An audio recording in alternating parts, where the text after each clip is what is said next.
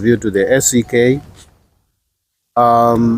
With me are the clergy of this diocese, and today we have had a meeting here where we have resolved a number of issues which we felt that we should share with the nation, and particularly Bungoma County. And so I want to go through it. I have written a few points down here. In the preamble, we, the bishop and clergy of the SEK Diocese of Bungoma, meeting today at St. Crispin's Cathedral, reflected, studied the Word of God, and prayed over the state of Bungoma County and the nation in general. Guided by the Word of God from Judges 11 verses 1 to 11, we learned from the story of a man called Jephthah, who had been rejected by his brothers because of his birth, to inform us in our current political situation in Bungoma County. The story informs us that Jephthah had been thrown out of the city, and now, after a period of years, the enemy attacked Israel. It was then that the elders went to him, cup in hand and tail between their legs. Could you come back and help us? They had realized that there was salvation in none other than Jephthah. Bungoma County has had a myriad of challenges, ranging from the social, economic, religious, and political nature, which requires urgent attention.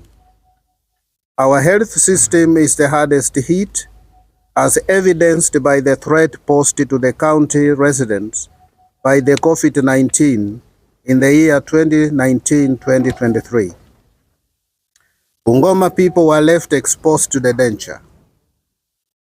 As the current governor, His Excellency Ken Lusaka, prepares to exit the stage after the 2027 general elections, we want to thank Bungoma people for their keenness and resolve to identify Honorable Tim Wanyonyi, who is the current MP for Westlands, as their candidate and next governor of Bungoma County. As the Anglican Church in Bungoma, we take this opportunity to welcome Honorable Tim Wanyonyi to Bungoma gubernatorial race in 2027. And our plea to him is that please be assured of our full support in the campaigns before, during, and after the elections. You are going or coming into this race as the choice of the people of this great county of Bungoma because of your excellent performance in the service delivery, zero tolerance on corruption, on tribalism and nepotism, and while serving as Member of Parliament for Westlands in Nairobi. You have invested heavily in Bungoma County, unlike some leaders from this region who have invested elsewhere and yet using resources from Bungoma County. As a manager in your own right, Honorable Tim, we entrust this county into your hands. Please come back home and manage our resources. At the national level, we want to commend the stand taken by His Excellency the Right Honorable Raila Amolo Odinga a year ago to ensure Kenya remained a peaceful nation, a cohesive, united, and progressive nation. This country requires leaders who are selfless and patriotic, like Raila Odinga. It is unfortunate that today we have leaders in this country who want to benefit out of chaotic situations. As a region, we are proud to associate ourselves with the Right Honorable Raila Amolo Odinga in the broad-based government led by His Excellency President William Samoei Ruto. We want to welcome the decision by the broad-based government to compensate the victims of the families of the post-Gen Z-led protests last year. And at the same time, we call on the government to expedite the operations of the National Health Cover to ease the suffering of Kenyans receiving treatment in various facilities across the country. We thank you for your coming, and God bless our county and our country. Thank you.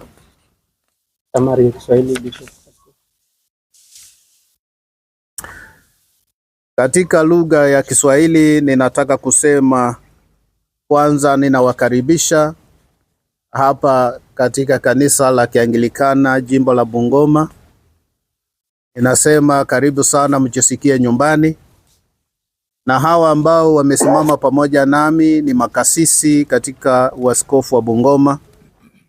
Na leo hii tumekuwa na mkutano wa makasisi ambapo tumeweza kujadili mambo kadha wa kadha inayohusiana mambo ya kisiasa, ya kijamii, ya kidini na hata ya kiuchumi. Bungoma ni jimbo ambalo ni la baraka mno kwetu, na kwa hivyo sisi kama kanisa tunapasa tuweze kutoa mwelekeo kwa wananchi wanaokaa katika eneo hili, ili wanavyofanya na uamuzi wao katika mambo mbalimbali wasije wakakosea. Na leo hii hasa tumeweza kuchunguza na kuweza kujadili swala la atakayechukua mamlaka baada ya gavana aliyoko sasa, Mheshimiwa Gen Lusaka, baada ya uchaguzi mkuu wa mwaka wa 2027. Na sisi kama kanisa tunaungana na wananchi wa Bungoma ambao waliona ni vema sana wakaweza kuchunguza miongoni mwa wanasiasa, na wakakuta kuwa ya kwamba Mheshimiwa Tim Wanyonyi ambaye ni mbunge wa Westlands kule Nairobi ndiye anayeweza kufaa sana kuchukua hatamu ya uongozi wa ofisi ya gavana hapa katika jimbo la Bungoma. Na kwa hivyo sisi kama kanisa la Kianglikana tukiungana pamoja na wale wananchi, tunataka tumkaribishe Mheshimiwa Tim hapa Bungoma ili aweze kutenda kazi ambayo itakuwa ni ya kuendelesha na kuboresha maisha ya wengi katika jimbo hili la Bungoma. Ninajua ya kwamba idara ya afya katika jimbo hili imekuwa ndiyo tatizo kubwa mno, hasa tukikumbuka mnamo mwaka wa 2022 hadi mwaka wa 2023 namna tulikuwa karibu tuangamie wakati kulitokea virusi vya corona katika jimbo hili la Bungoma, wakati tulikosa uongozi na usimamizi ulio bora wa kifedha zilizohusiana sana na idara hii ya afya.